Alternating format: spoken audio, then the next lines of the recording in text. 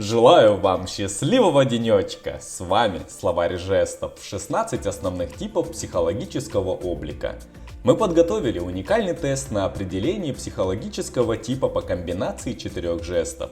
Очень просто пройти тест самому и показать друзьям, чтобы узнать их поближе. Просто нажимаем по ссылке на экране или в комментариях, без регистрации ненужных действий. Выбираем нашу комбинацию жестов и получаем психологический тип.